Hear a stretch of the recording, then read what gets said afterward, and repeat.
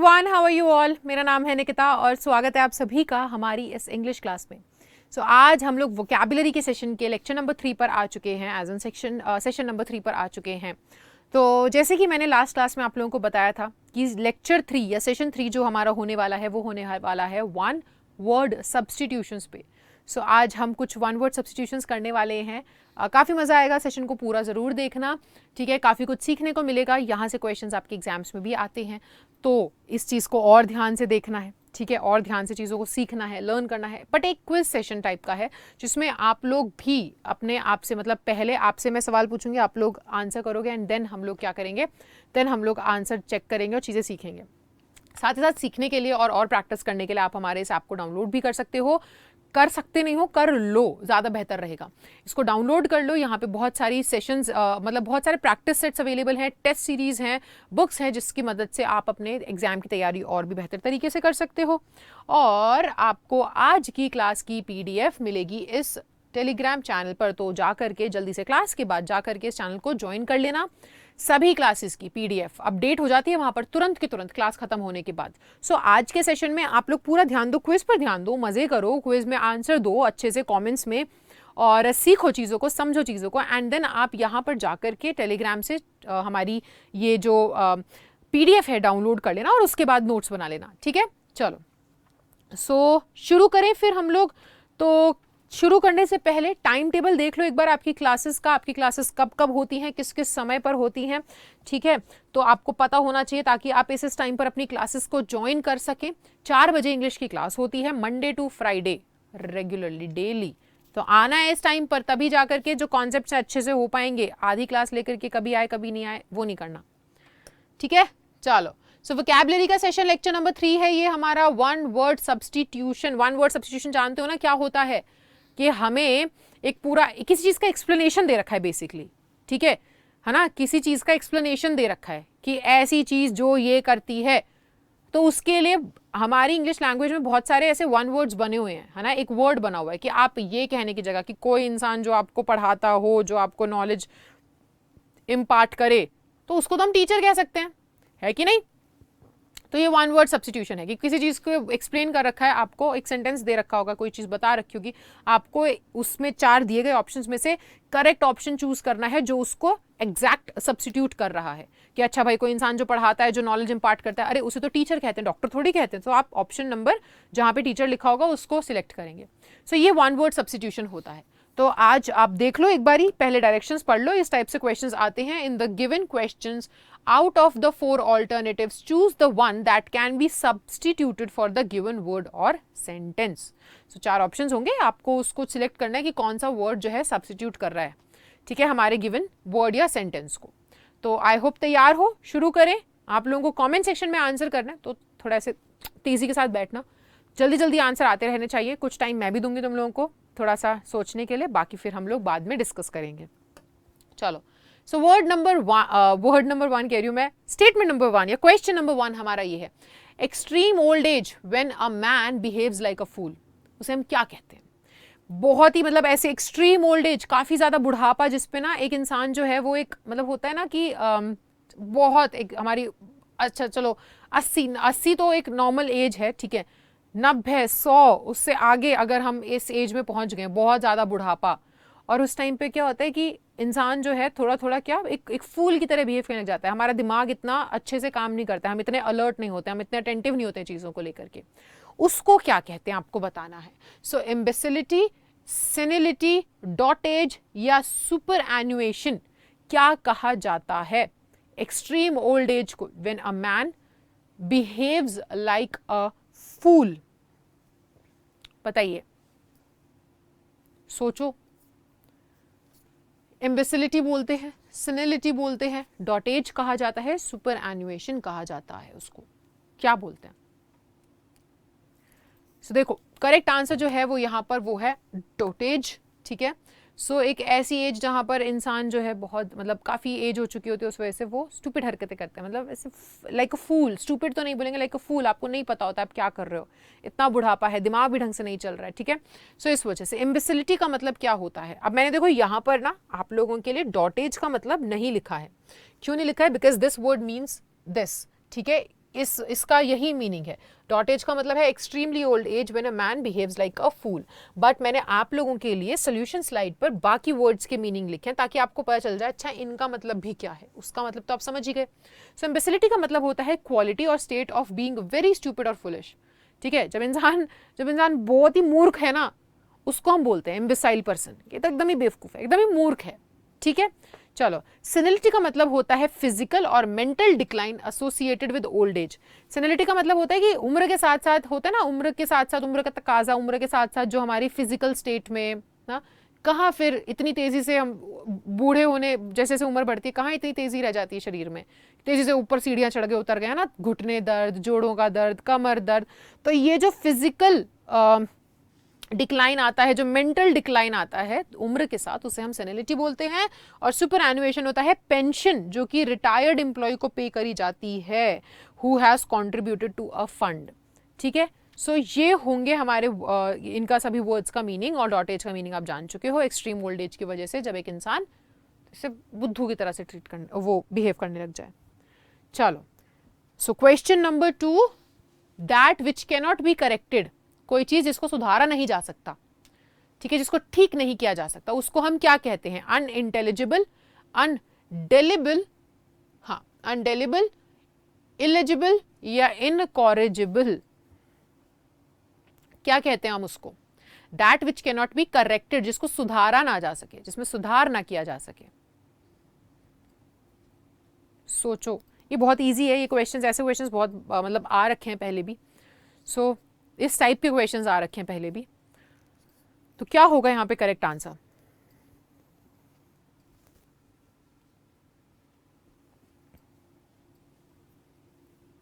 ठीक है, हो गया, कर लिया सभी लोगों ने।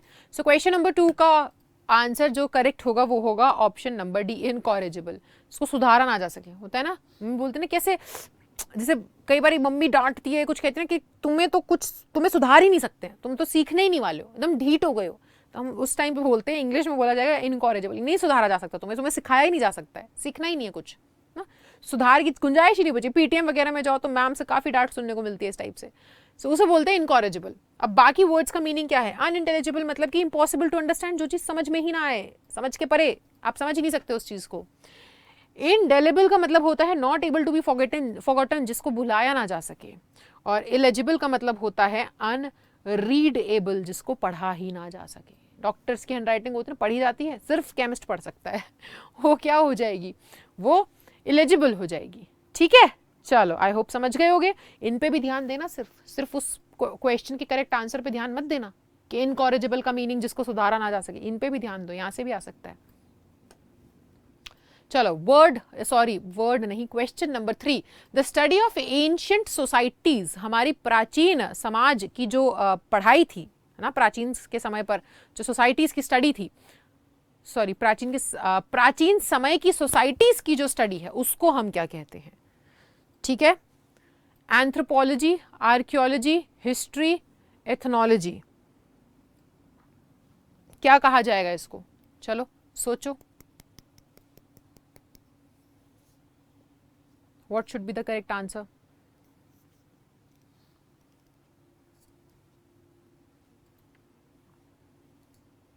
ठीक है, डन। चलो, सो यहां पर करेक्ट आंसर होगा option number B, archaeology.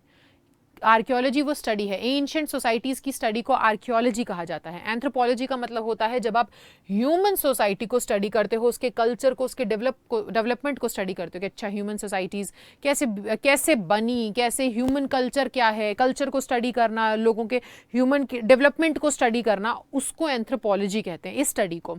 History होती है स्टडी ऑफ पास्ट इवेंट्स, इतिहास में जितना इतिहास ही तो बोला जाता है इसको, पास्ट में जो भी हुआ उसकी पढ़ाई को हिस्ट्री कहते हैं। और एथनोलॉजी का मतलब होता है study of the characteristics of different peoples and difference and relationship between them. जब हम लोगों के, अलग अलग लोगों को पढ़ें, उनके रिश्तों के बीच में क्या फ़र्क है ना, उसको पढ़ें, उनके बिहेवियर के फ़र्क को पढ़ें, उनके कैरेक्टरिस्टिक, अच्छा ये इंसान इस तरीके से लगे, इसके अंदर ये खूबियाँ, इसके अंदर ये गुण हैं, इसके अंदर ये चीज़ें हैं, खामियाँ हैं, इस इंसान में ये है। तो अलग अलग जब लोगों को हम पढ़ते हैं उसे एथनोलॉजी कहते हैं। ठीक है, चलो आई होप समझ में आ गया होगा आपको। जैसे एक इंडियन है, इंडियन, अच्छा इंडियन लोगों की ये कैरेक्टरिस्टिक, ये खासियत, ये चीज़ें होती हैं, ये मानते हैं, है ना, ये है। अच्छा अगर हम देखें तो इंडिया में भी अब देखो, अगर हम जाएं तो अलग अलग कल्चर है ना, तो उसकी स्टडीज़ को अगर हम देखें तो उसे एथनोलॉजी कहेंगे, कि अलग अलग लोगों के अलग अलग कल्चर की स्टडी, लोगों के अलग अलग कल्चर की स्टडी को एथनोलॉजी कहा जाएगा। चलो वो question number 4, a person of good understanding, knowledge and reasoning power, एक इंसान जिसकी बहुत अच्छी समझ है, अच्छी नॉलेज है, उसकी रीजनिंग पावर अच्छी है, उसे हम क्या कहते हैं? एक्सपर्ट कहते हैं, इंटेलेक्चुअल कहते हैं, स्नॉब कहते हैं, लिटरेट कहते हैं? बताओ क्या कहा जाएगा उस इंसान को जिसकी समझ, बुद्धिमानी, नॉलेज, ज्ञान अच्छा है, उसमें भरपूर है, बढ़िया रीजनिंग पावर अच्छी है? उस इंसान को एक्सपर्ट कहेंगे, इंटेलेक्चुअल कहेंगे, स्नॉब कहेंगे, लिटरेट कहेंगे? क्या कहा जाएगा उस इंसान को?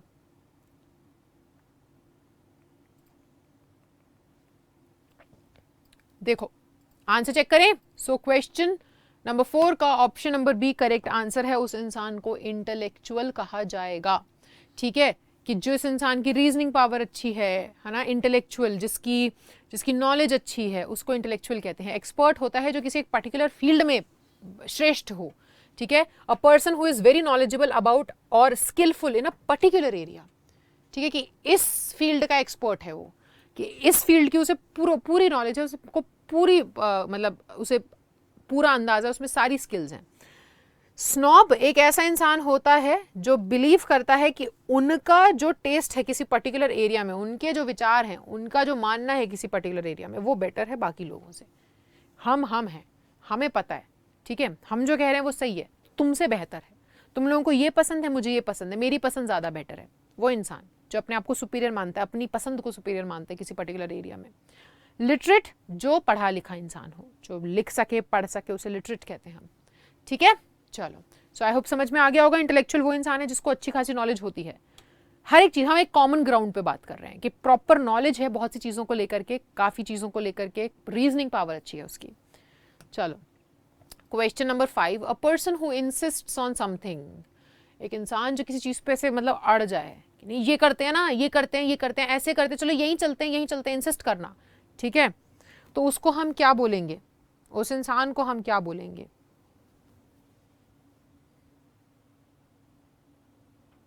Disciplinarian, stickler, instantaneous, boaster? जिद कर जाने वाला, एकदम पीछे पड़ जाने वाला एक इंसान जो इंसिस्ट करने लग जाए, नहीं नहीं नहीं ऐसे ही करो, ऐसे ही करो, नहीं आप चलो, आप चलो, आप चलो, उस इंसान को क्या कहा जाएगा? सोचो, क्वेश्चन नंबर 5 पर हैं हम लोग, क्या होगा करेक्ट आंसर? सो यहां पर करेक्ट आंसर अगर मैं बताऊं तो होगा ऑप्शन नंबर बी, स्टिकलर। चिपक ही गए, चिपकू पीछे ही पड़ गए एक चीज के, ठीक है। डिसिप्लिनेरियन का मतलब होता है जो डिसिप्लिन फॉलो करता हो, ना, अनुशासन। इंस्टेंटेनियस मतलब कि तुरंत, इंस्टेंटली, तुरंत के तुरंत। बोस्टर यानी कि वो इंसान जो ऐसे ऊंची ऊंची ढींगे हाँकना, फेंकना, ब्रैक करना, मेरे पास तो ये है, मैं तो वेकेशन पे इटली जाता हूँ, मेरी तो सुबह की चाय आसाम से आती है।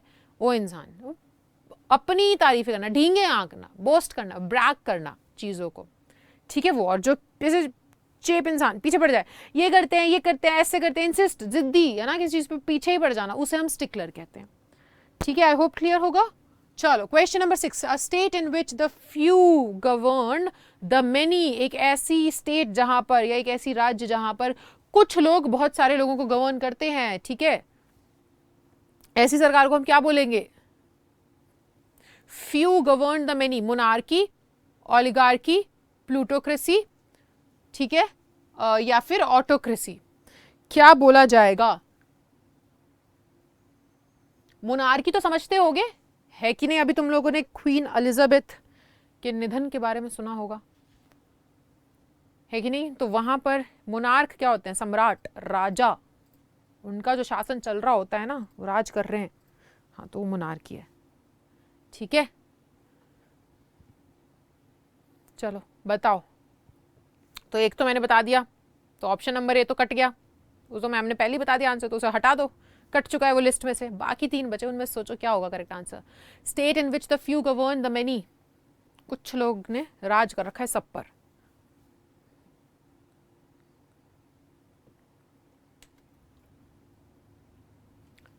ठीक है, कर दिया आंसर, देखें चेक करें। सो यहां पर ऑप्शन नंबर बी हमारा करेक्ट आंसर होगा। ऐसे स्टेट जहां पे कम लोग ज्यादा को गवर्न कर रहे हैं वो ओलिगार्की होता है। Monarchy a form of government with a monarch at the head, एक ऐसी सरकार, एक ऐसी गवर्नमेंट जो कि रूल करी जा रही, किसके द्वारा? मोनार्क, सम्राट, राजा के अंडर। ठीक है। प्लूटोक्रेसी होता है स्टेट और society governed by the wealthy, जहां पर सिर्फ अमीरों का राज है, सिर्फ क्या है, सिर्फ अमीर लोगों का राज है, उनके द्वारा रन करी जा रही है सरकार। ऑटोक्रेसी होती है system of government by one person with absolute dictatorship, है ना, तानाशाही, एक इंसान के पास पूरी पावर है, वही बस डिक्टेट कर रहा है क्या होना है, मेरे हिसाब से होगा सब कुछ। ठीक है, वो होती है ऑटोक्रेसी, डिक्टेटरशिप। चलो, question number 7, style in which a writer makes a display of his knowledge. एक ऐसे, क्या कहते हैं एक ऐसे स्टाइल को जिसमें एक राइटर, जिसके जरिए एक लेखक अपने ज्ञान की पेशी करता है कि, ठीक है, तो उस स्टाइल को भी कुछ कहा जाता है जिसमें वो लिखता है, जिसमें वो अपनी नॉलेज का बखान करे, उसको क्या कहेंगे? पिडेंटिक, verbose, pompous, ornate.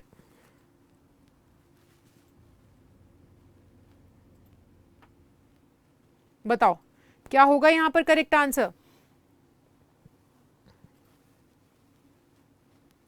A style in which a writer makes a display of his knowledge, ऐसा स्टाइल जिसमें एक राइटर अपनी नॉलेज को बखान कर रही है।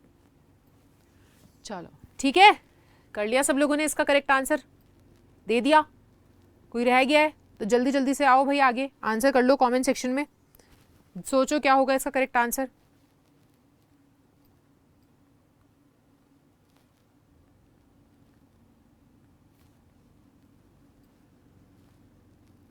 चलो ठीक है, सो ऑप्शन नंबर ए यहां पर होगा हमारा करेक्ट आंसर।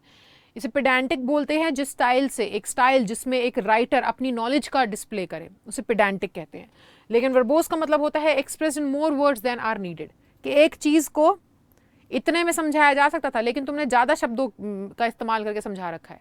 ठीक है, एकदम ही डिटेल में एक चीज को समझा रखा है, उसे वर्बोस कहते हैं, कि इतने से शब्दों में बात समझ में आ गई थी but still you know you are using too many words.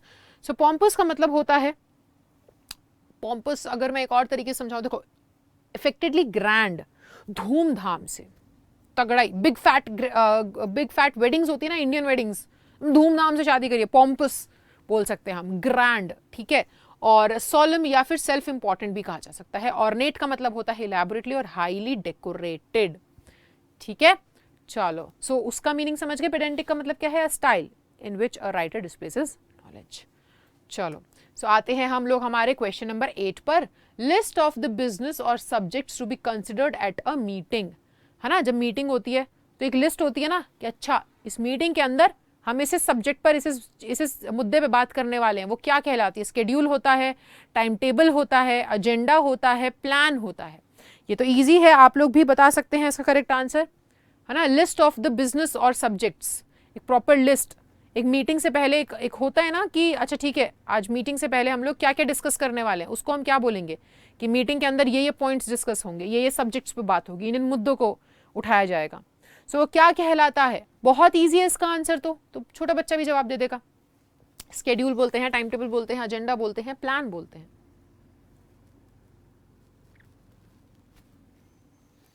बताओ कमेंट सेक्शन में आंसर करो जल्दी जल्दी से।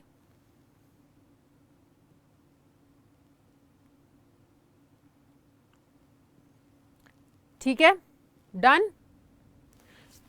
तो एजेंडा नहीं बोला जाता है, आज का एजेंडा क्या है, आज का एजेंडा ये है, आज की मीटिंग के अंदर हमें ये बातें करनी है। ठीक है, एजेंडा बोलते हैं उसको। शेड्यूल क्या होता है? एक प्रॉपर प्लान, अरेंजमेंट की क्या चीज कैसे कैसे होने वाली है। अच्छा चलो हमारे स्कूल में अगर एक स्पोर्ट्स डे है तो शेड्यूल क्या है? पहले इस समय पर ये होगा, इस समय पर ये होगा, इस समय पर ये होगा। टाइम टेबल भी एक तरीके का प्लान ही होता है, शेड्यूल ही होता है, जिसमें हम पर्टिकुलर टाइमिंग पे क्या क्या इवेंट्स होने वाले हैं बताते हैं। प्लान क्या है? एक डिटेल्ड प्रपोजल किसी चीज को करने का कि अच्छा चलो एजेंडा क्या है, मीटिंग का एजेंडा ये है, मतलब मीटिंग के अंदर हम क्या क्या बात करने वाले हैं, किस टॉपिक पे मीटिंग रखी गई है, किस किस बारे में डिस्कशन होगा। ठीक है, ये एजेंडा है मीटिंग का। मीटिंग के अंदर हमने सोच लिया कि हमें इस चीज के बारे, हमें ये करना, करके दिखाना है। अब ये करने के लिए प्लान क्या है? एक प्रॉपर किस सीरीज में हम चीज़ों को आगे बढ़ने वाले हैं, वो प्लान क्या है, वो चीज़, ठीक है। डिटेल्ड प्रपोजल, किसी चीज़ को करने के लिए, किसी चीज़ को पाने के लिए जो होता है वो प्लान कहलाता है। चलो, लीव और remove from a place consider dangerous, किसी चीज़ से हटा देना या किसी चीज़ को छोड़ देना जो आपको लगे कि खतरनाक है, ठीक है। किसी खतरनाक जगह से हटाया जाना या फिर उसे छोड़ करके चले जाना, उसको क्या बोलेंगे, उस एक्ट को क्या बोलते हैं? Evade, evacuate, avoid, exterminate.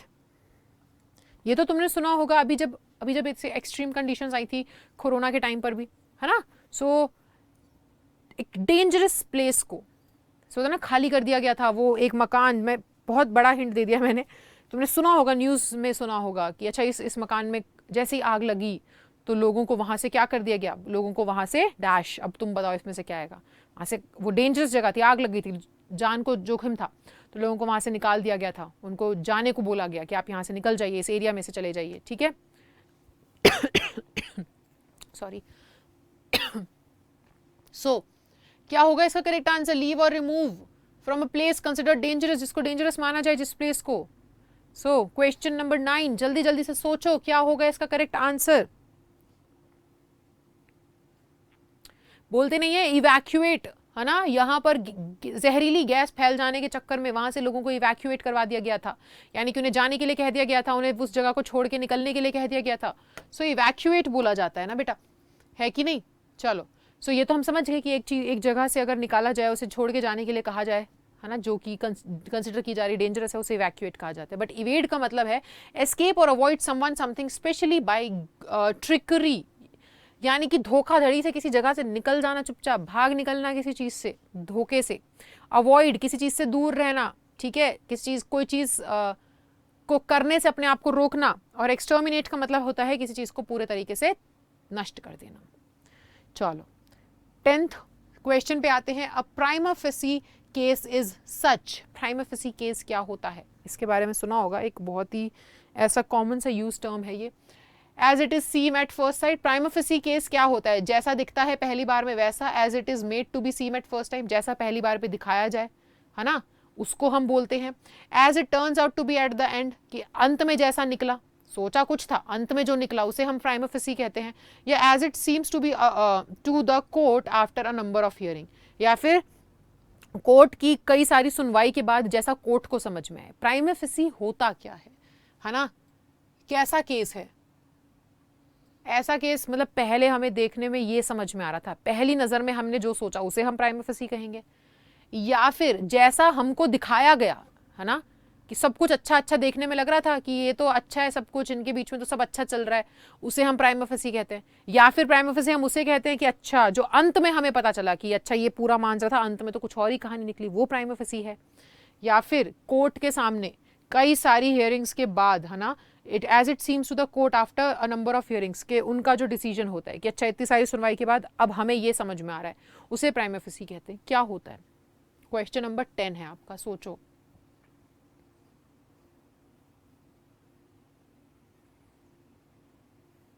ठीक है, चलो। सो देखो, as it seems at first sight, जैसा पहले बारी में दिखा उसे प्राइमा फेसी कहा जाता है, ठीक है। सो देखो, prima facie based on the first impression accepted as correct until proved otherwise. Prima facie का मतलब होता है जैसा आपको दिखा पहले नजर में। अगर आपने कोई चीज देखी, आपने दो लोगों को देखा, ऐसा लग रहा है बड़े खुश हैं आपस में, बहुत अच्छा, इनके बीच में बहुत अच्छी दोस्ती है ना, तो आप वही बोलोगे प्राइमा फेसी, जैसा आपको दिखा, जैसा आपको पहले नजर में जो अंदाजा लगा चीजों का, अनटिल अनलेस आपको बाद में जाकर के गलत प्रूफ कर दिया जाए कि नहीं, इनके बीच में तो दोस्ती है ही नहीं, तो पसंद ही नहीं करते एक दूसरे को, है ना, गलत प्रूफ कर दिया जाए तो अलग बात है। लेकिन प्राइमा फेसी यानी कि प्राइम फेस, एक तरीके से पहला चेहरा जो तुम्हें दिखा एक सिचुएशन का, जो तुमने समझा एक सिचुएशन को पहली नजर में, वो होती है, ठीक है। चलो question number 11। A person pretending to be somebody he is not, एक इंसान जो नहीं है वो बन के दिखा रहा है, वैसा बनने का ढोंग कर रहा है, उसे हम क्या कहते हैं? मैजिशियन, रोग, लायर, इम्पोस्टर। ये तो सुना होगा ना, एक बड़ा फेमस गेम आया था अमंग अस, सुना था, इम्पोस्टर करके उसमें एक था, खेला होगा, बहुत से लोगों ने अपने फोन में डाउनलोड किया होगा, ठीक है। सो एक पर्सन जो दिखावा कर रहा है एक ऐसा इंसान बनने का जो वो है ही नहीं, उसे हम क्या कहते हैं? जादूगर, मैजिशियन, क्या कहेंगे बताओ? मैंने हिंट भी दे दिया इसमें। चलो क्या होगा हमारा करेक्ट आंसर? सोचो सोचो सोचो, बहुत ईजी है ये वाला, तो आराम से जवाब दे दोगे आप लोग। बहुत से बच्चे हो सकता है कंफ्यूज हो रहे हो, लायर बोल रहे होंगे, है कि नहीं? झूठा, झूठा नहीं है। इम्पोस्टर, इम्पोस्टर क्या मतलब कि देखो ना, इस इम्पोस्टर का मतलब होता है, तुमने वो गेम नहीं खेला था अमंग अस, एक बहुत फेमस सा अभी बीच में हुआ था कुछ टाइम के लिए, उसमें गेम क्या था? इम्पोस्टर। इम्पोस्टर यानी कि एक इंसान जो आपके जैसा ही बन के दिखा रहा है, मतलब होता है ना कि एक किलर बैठा है, ठीक है तो किलर, लेकिन नॉर्मल लोगों में नॉर्मल लोगों जैसे जीवन जी रहा है, उनकी जैसा प्रिटेंड करके दिखा रहा है कि मैं भी तुम में से ही एक हूँ, मैं भी तुम में से ही एक हूँ, लेकिन वो है कुछ और, ठीक है, उसको इम्पोस्टर कहा जाता है। सो लायर एक पर्सन जो झूठ बोलता है, ठीक है। रोग एक डिसऑनेस्ट अनप्रिंसिपल्ड मैन, जिसके कोई सिद्धांत नहीं है, ठीक है। और मैजिशियन तो आप जानते हो जिसके पास जादूगर, मैजिकल पावर्स हो। चलो question number 12, person who knows many foreign languages, एक इंसान जो बहुत सारी फॉरेन लैंग्वेजेस जानता है, उस इंसान को हम क्या बोलेंगे?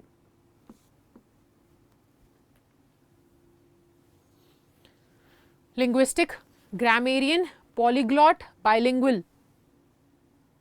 लिंग्विस्टिक नहीं, linguist, sorry, linguist, grammarian, polyglot, bilingual. बताओ, ठीक है। सो यहां पर ऑप्शन नंबर सी आपका करेक्ट आंसर है, एक इंसान जो बहुत सारी फॉरेन लैंग्वेजेस को जानता है, इटालियन, स्पेनिश, रशियन, जर्मन, ठीक है, सारी लैंग्वेजेस बोल लेता है, जापानीज, चाइनीज, सारी लैंग्वेजेस बोलता है, उसे हम पॉलीग्लॉट बोलेंगे। लिंग्विस्ट हम उस इंसान को बोलेंगे, मतलब देखो उस चीज को बोलेंगे जो कनेक्टेड विद लैंग्वेज और द स्टडी ऑफ लैंग्वेज, एक भाषा कैसे बनी, क्या कैसे वो कैसे इजाद हुई, इन सब की चीज़ों के बारे में पढ़ने वाले इंसान को लिंग्विस्ट बोलेंगे। ग्रामेरियन एक पर्सन है जो ग्रामर को स्टडी करता है, उसके बारे में लिखता है। पॉलीग्लॉट तो जैसे है ना, पॉलीग्लॉट का मतलब मैंने आपको बताया, नोइंग और यूजिंग सेवरल लैंग्वेजेस, एक इंसान जो बहुत सारी भाषाएं जानता है, उसका इस्तेमाल करता है, यानी कि फॉरेन लैंग्वेजेस बहुत सारी एक इंसान जो जानता है। और बायलिंगुअल यानी कि जो दो लैंग्वेजेस एक साथ बोल सकता है, इंग्लिश हिंदी, अगर आप दोनों बोल लेते हो तो फिर आप बायलिंगुअल हो, ठीक है। चलो सो ये हो जाएगा इसका करेक्ट आंसर। अब हम आते हैं 13th क्वेश्चन पे, one who has little faith in human sincerity and goodness, एक इंसान जो बहुत बहुत ही कम विश्वास रखता है इंसानियत पर, इंसानों के बीच में अच्छाई बची है इस बात पर, मतलब उसका एक तरीके से ऐसे भी कह सकते हैं कि इंसान जिसका विश्वास नहीं है ना, ऑलमोस्ट ना के बराबर ही है, कि उसका विश्वास ही नहीं है कि इंसानियत बची है, इंसानों में कुछ अच्छाई बची है। ऐसे इंसान को हम क्या बोलेंगे? ईगोइस्ट, फेटलिस्ट, स्टोइक या सिनिक, क्या कहा जाएगा एक ऐसे इंसान को जिसका विश्वास नहीं है ह्यूमन सिंसियरिटी एंड गुडनेस पे, कि लोगों में, इंसानों में अच्छाई बाकी है या कायम है? चलो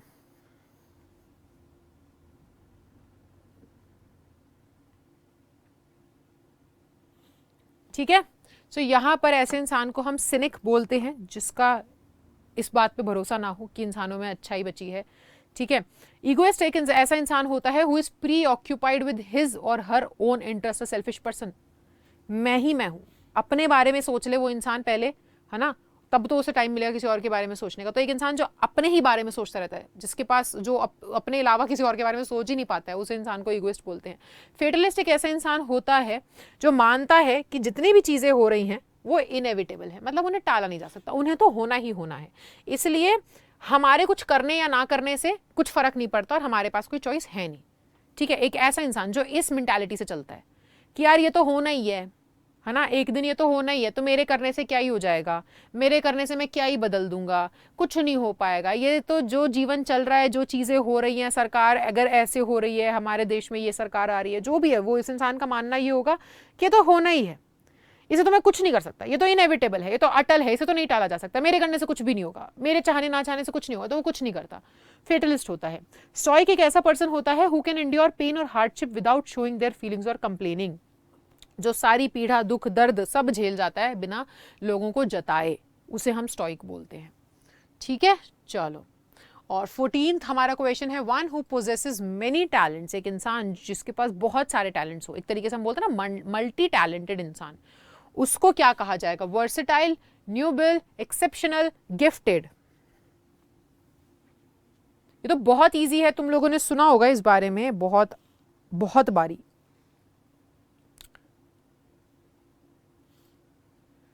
तो यहाँ पर करेक्ट आंसर है हमारा option number A, versatile, multi talented इंसान, उसे हम वर्सेटाइल भी बोलते हैं, ठीक है।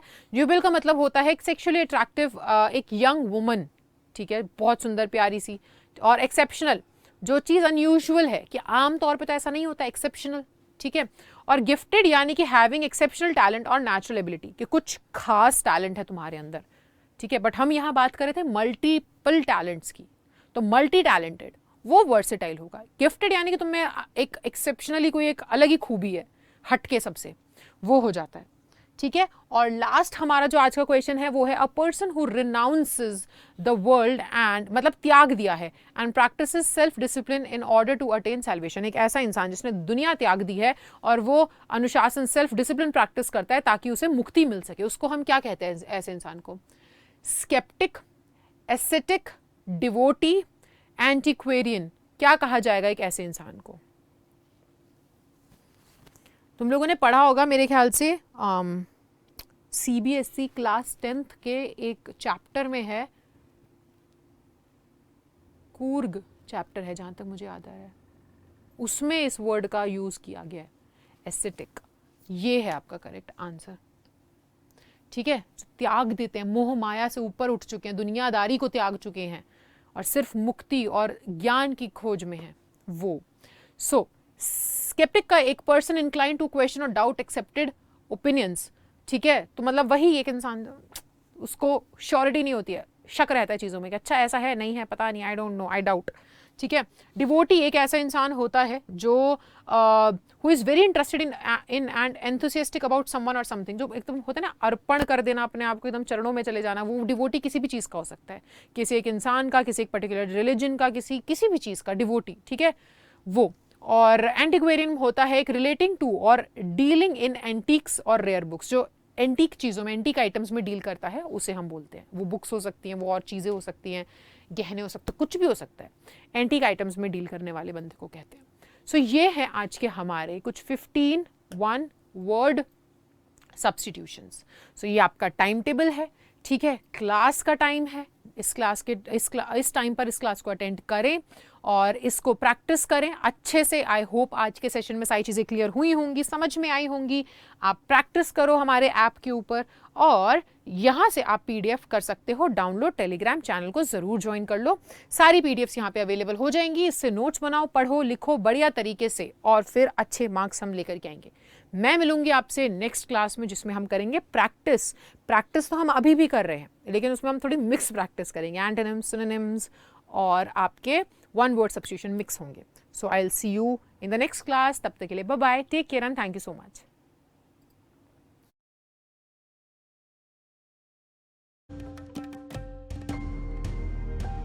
Keep imbibing. We believe in you.